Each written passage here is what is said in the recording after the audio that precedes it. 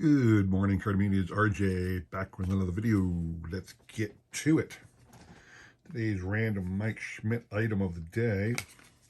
Picked up another parallel in my 2011 Triple Threads set of Mike Schmidt cards. This one is the Sapphire version. It's barely blue, but it's what it's called, Sapphire. Out of 25. This one's 5 out of 25. So, gives me 5 of the different parallels for that set. The base card, it's interesting, Triple Threads 2011, the base was numbered to 1500, so every card in the base is actually limited to 1500. And there's a, I'm not sure if this is copper or gold, whatever. It's a 625 out of there. The emerald out of 249. The gold is actually out of 99. And I have the Sapphire to 25 now. There's a couple more. Obviously, the one-of-ones are doubtful I'll ever even see them. I don't know how John over at Wade Boggs Fan has so many one-of-ones when everybody out there is trying to get one-of-ones of Wade Boggs. But, hey, he does, so congrats to him. Random baseball item of the day. Showing off a couple cards from 1992 Upper Deck. 1992 Upper Deck had a lot of, Upper Deck was really getting into the insert cards, parallel sets, subsets, insert sets, all kinds of crazy things. One of the things they put out are 3 holographic cards. Hard to see. I mean, they do, if you get really bright light, you can see good color in there. I do not have great light here, so it's almost impossible to see the color that the cards actually do have in the holographic image. But these were numbered CP 1, 2, and 3. There's only 3 of them. And it is the College Player of the Year. This is the 1991 College Player of the Year, David McCarthy. 1990 College Player of the Year, Mike Kelly, CP College Player 2. And then probably the biggest name that made it was Ben McDonald, the 1989 College Player of the Year. Ben did have some success early on in his career with the Orioles. It's funny to see him as a pitcher he is, but here he is in a batting pose in the holograph. Anyway, those are just 3 cards I have in my collection because they are essentially a set of 3 cards that made up the insert holographic cards from Upper Deck, the College Players of the Year. Today's trivia question, sticking with the theme. I saw somebody show off this card. I'm not sure who it was on their channel recently, and it occurred to me that they were right. This is an amazing card featuring 3 Hall of Famers, legends of the game, on a single card, and I'm going to show it off for you. This is the trivia question, but this card has 3 of the greatest Hall of Famers of all time. Nolan Ryan, Steve Carlton, and Tom Seaver. Why are they together on this card? In other words, what is this card highlighting that made these guys worthy of appearing on the card at the same time? So send me an email, an answer. I will include my email in the description below along with a repeat of that question. You'll have today and tomorrow to answer, and you were playing for 1987 Fleer, the base and the traded Reggie Jackson's final cards from Fleer, the 87 base card of the 87 traded, showing him back with the A's. Really cool Reggie Jackson cards. Did a little more on this. I thought about picking up this in a PSA 10. I didn't think it'd be that much, but sure enough, I saw one on the bay right now at a PSA 10 for $250. I'm not that interested in this card in a PSA 10, so I'll pass on that. But it is a really cool card if you think about what it is. You probably get the base card for like, $1 if. But that's a nice card featuring 3 of the greatest Hall of Fame pitchers ever. So tell me why they're together on that card, all right? Today, said I want to highlight for you 1993 Pinnacle. Here is card number one, if that's what it looks like. It's almost looked like, it's funny, I'm looking at this card. This is Gary Sheffield in the card. And in the background, some guy in a white shirt and tie and wearing the glasses. Almost looks like Penn State coach Joe Paterno. I know it's not, but it's just kind of funny to see. So Pinnacle, black design, black border, so it's a very condition sensitive, obviously. Player name down at the bottom, no position listed, but the team is at the top, and gold foil Pinnacle down at the bottom. Pinnacle was the upscale brand from Score. I don't know why Score needed to do that. They were already upscale, but then again, Upper Deck went upscale with ESP. Tops went upscale twice with Finest and Stadium Club. So, I mean, it got every card company was just jumping on board with multiple parallels, multiple brands, trying to upstage and have the best card. Now, interesting about 1993 Pinnacle, it is a very boring set. Okay, the black borders, it looks good. It really does look good. But the images, they're always standard images. The batters are batting or running the bases. The fielders, you know, some of the regular position players are fielding or batting. The pitchers are always pitching. There's very few interesting, funny, odd cards. It's very, very, very boring. I guess that's one of the reasons why it's not that popular, not that expensive. A couple interesting cards I found I'll show off outside of the norm. Your Pat Mahomes, that's the daddy. Pat Mahomes, the pitcher from the Twins back in the day. One of the trends back in the day was for teams they started doing the throwback jerseys. Here's an old style Phillies jersey with Curt Schilling in it. Interesting picture of Jim Abbott. You get a good look at his right hand in the glove there. Thought that was an interesting image. This is close as you come to a unique picture where there's some action in it. Most of them you'll see as I flip through some of these other cards, they're just batters batting or whatever. But, you know, here's one with a little bit of action to it, the Mike Bordick card. And this one here, Sean Dunston, it was odd. He's really got his glove hand turned in an odd direction, and his back foot is kind of kinked. It looked like he's twisted his ankle or something. I just thought that was an interesting image. But again, for the most part, the cards are just not that interesting. They just, you look at it, you go, they're very basic, very standard, not much to them. So some of the interesting things that are part of the set, though, they do have interesting subsets they try to. They have several cards marked with a certain logo highlighting the expansion draft. So you'll have several cards with the newly minted Marlins, and you have this expansion draft logo for the Marlins and the Rockies. So here's the Marlins group of players, veteran players that made it onto the Marlins or the Rockies. There are several draft pick and rookie cards that are separate, have their own little logo on them, that also have this one, so you'll see that in a bit. Got your Walt Weiss. Love Walt Weiss. I always remember Steve Decker, how crazy Brian Harvey, the teal was. Dave Magadan, the teal color really threw people for a loop. They started, it wasn't well received when they first came out. Ryan Bowen, really young Chris Carpenter,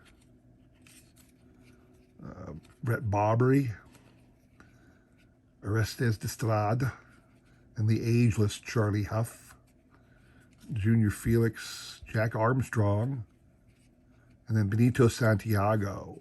You have some Rockies cards, Charlie Hayes, Andres Galarraga, Jeff Parrott, Dante Bichette, Gerald Clark, Joe Girardi, Andy Ashby, Alex Cole, Freddie Benavidez, Daryl Boston, Darren Holmes, and Eric Young. These are players who were not reserved by their teams as preventing them from being taken in the draft for the expansion teams and subsequently landed over there.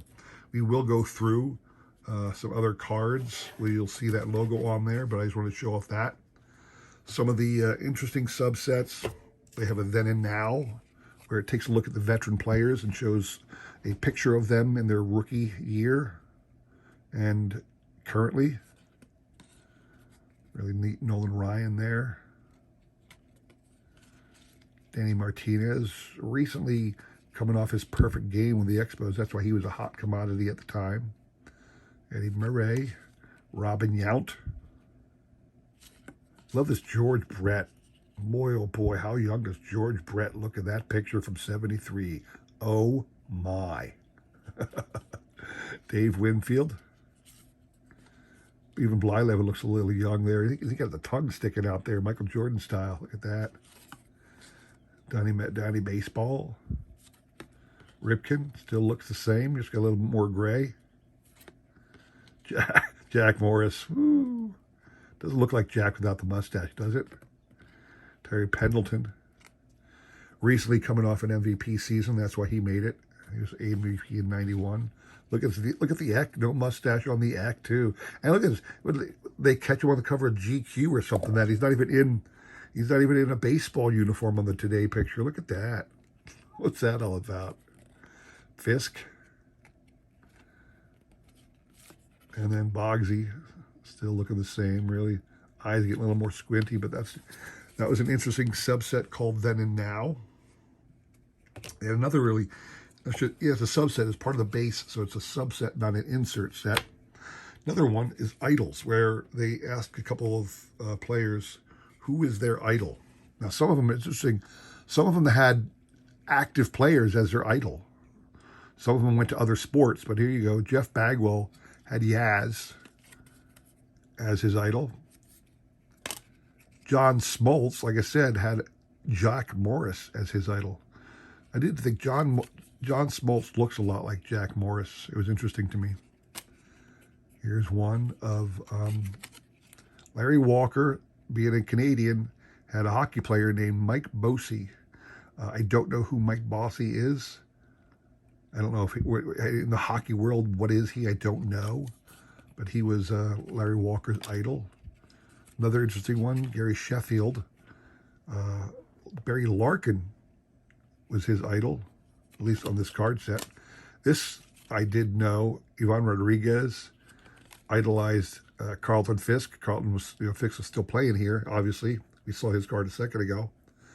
But they both got the name Pudge, probably because Ivan Rodriguez idolized Fisk so much. That's why he got the nickname Pudge too. Here's a really interesting one.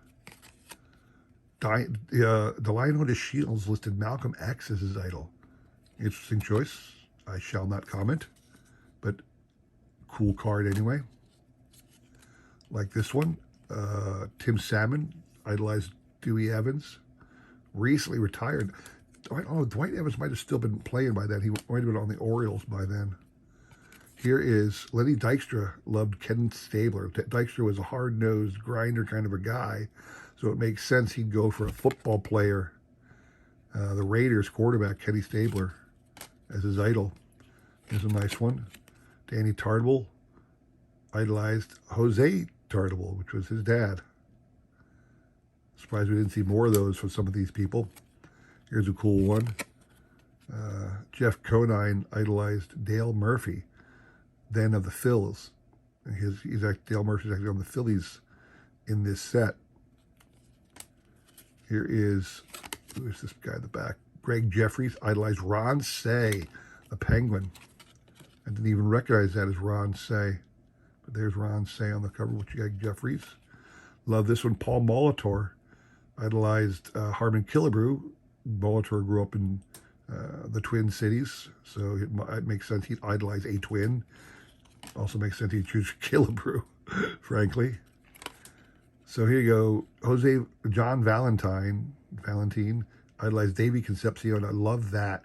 Concepcion was one of those forgotten players of the great Reds teams. People always look at Tony Perez, George Foster, Joe Morgan, the Hall of Famers, Johnny Bench, but people forget how awesome Concepcion is. Concepcion is a borderline Hall of Famer. Didn't make it. And here we go. Who is that? That is Alex Arias idolized Dave Winfield. Obviously, Dave's still playing then too. That's a really cool little subset. I'll give him a nod on that one. Idols, I think that's you don't see that too often.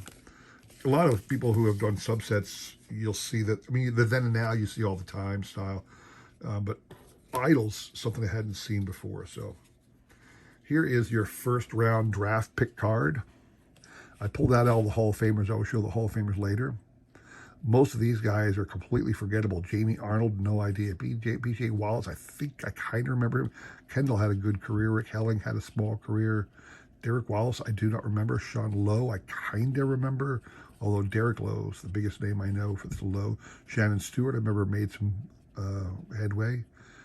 Benji Grigsby, don't know. Todd Steverson, no idea. Dan Serafini, no clue. Michael Tucker, I do remember.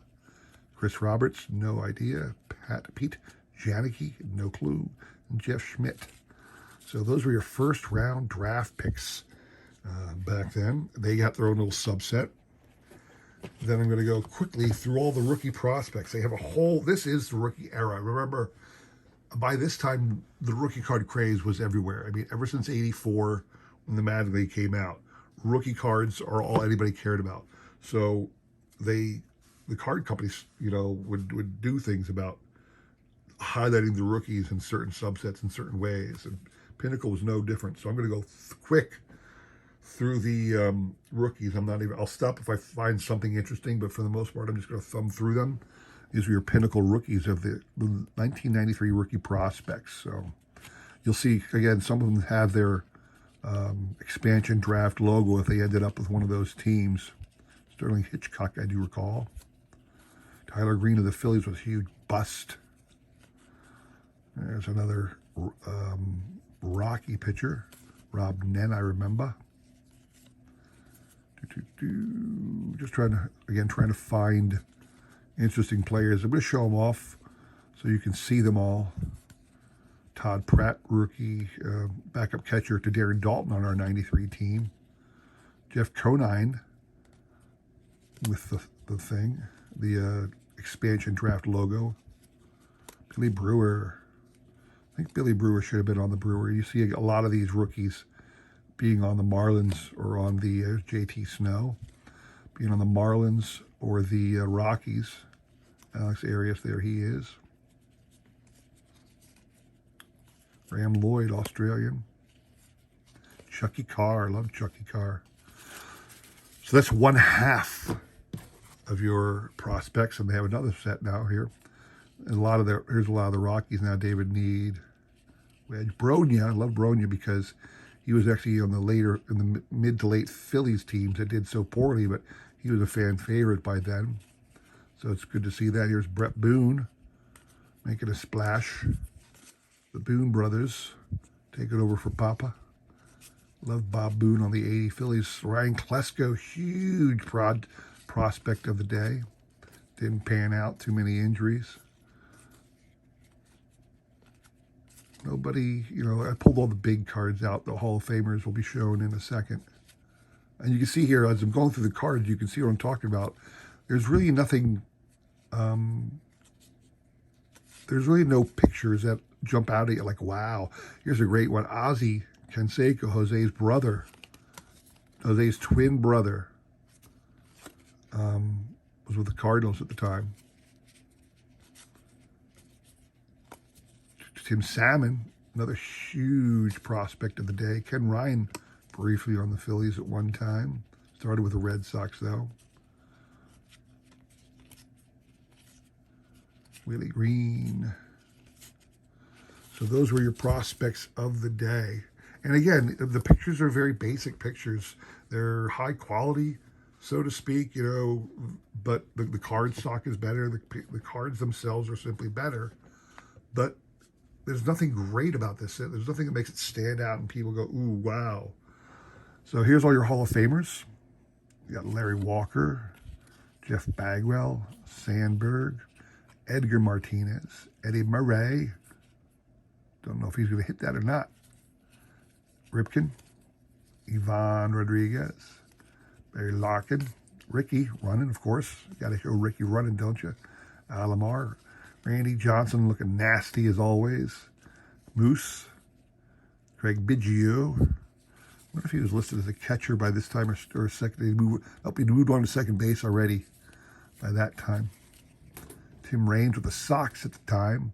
Jack Morris winding down his career with the Blue Jays. Picked up a ring in, it's funny, he picked up a ring in 91. I don't think he was on the 90, I mean, he picked up a ring in 92. I don't think he was on the 93 team. He might have started the year, but he didn't finish it. Newly minted Hall of Famer Fred McGriff. There's the unstoppable Nolan Ryan, July 11. Tom Glavine, Quinn, Eckersley. It's hard to find a card of Eckersley that doesn't show him, once he got onto the A's, that picture, that shot where he's in mid-stride pitching is almost always what you see on the front of his card, because Eckersley just looks so nasty when he's pitching. I don't know why, but almost every card I see of him is showing him pitching in the active motion of pitching with those cards. Frank Thomas, Jr., Harold Baines on the A's, Robin Yount, George Brett, Yount and Brett together. Look at that. Well, the numbers were together too. They were so always tied. Dropped it.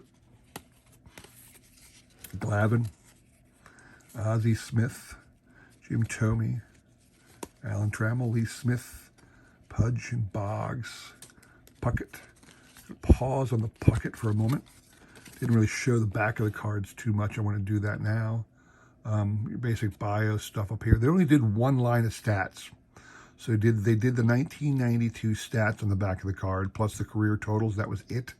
And they had a little write-up about interesting feats or interesting information about the player.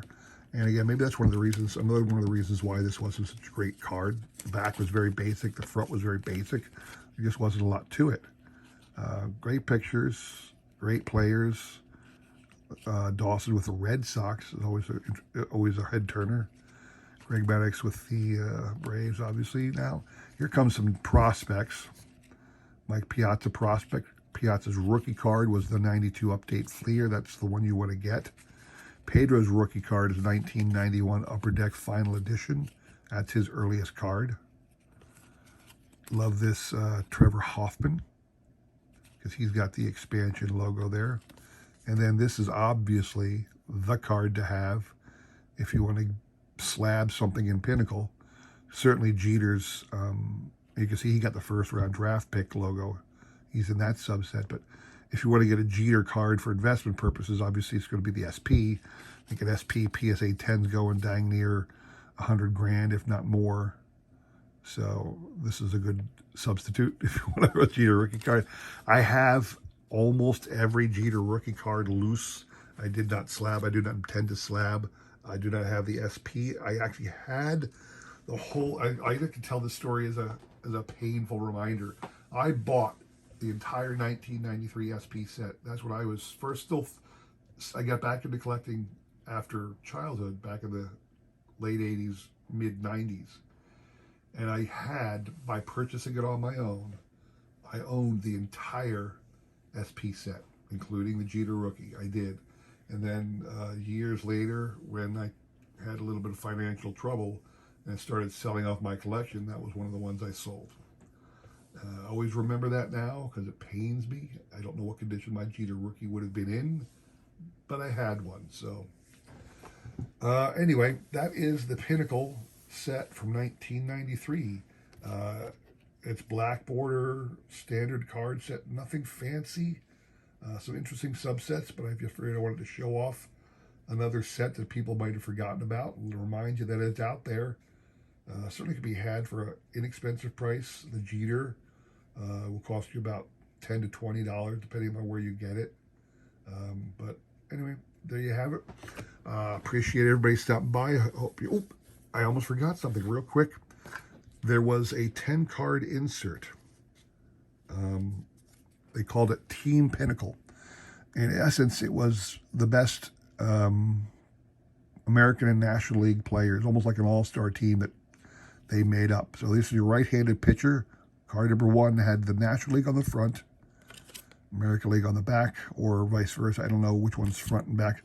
I guess you would call this one the back because it's got the copyright date. This would be the front. But you have your best right-handed pitchers, your best left-handed pitchers. You got Glavine and John Smiley. Best catchers of the day, Darren Daulton from the Phillies, damn straight. And Ivan Rodriguez of the Rangers, I won't argue with that. Your best first baseman, Fred McGriff and Frank Thomas. I'll buy that. Best second baseman, Delino, DeShields, and Baerga. Interestingly, Baerga made it, and Alomar did not. Something to ponder for a second there. Best third baseman, Gary Sheffield, and Edgar. Edgar was still playing the field at the time, had not become a full-time DH yet. Best shortstop, Ozzie, and if the back isn't Ripken, I'm going to be shocked. It was Pat Listach. I am shocked. Pat Listach made the best shortstop in the American League. I am shocked. Your left fielder was Bonds and Juan Gonzalez. Juan was in the, I think he got a second consecutive. He got one of his MVP awards that year, I do believe. Your outfielder for the center field, Van Slyke and Puckett. I don't know if Van Slyke was really correct, but who knows. Right fielder, Larry Walker and Joe Carter. So that was a little insert set, Team Pinnacle. Sorry, I had to get that in real quick. So again, appreciate you checking back. Tomorrow, or not tomorrow, but Sunday will be our trivia recap. Come back for that. Don't forget the trivia question there. I really appreciate you all checking in. Please consider like, subscribing, commenting, and all that jazz. I appreciate your support as I try my best to support everybody else in this great card community. All right? Thanks for watching. See you again soon. Take care.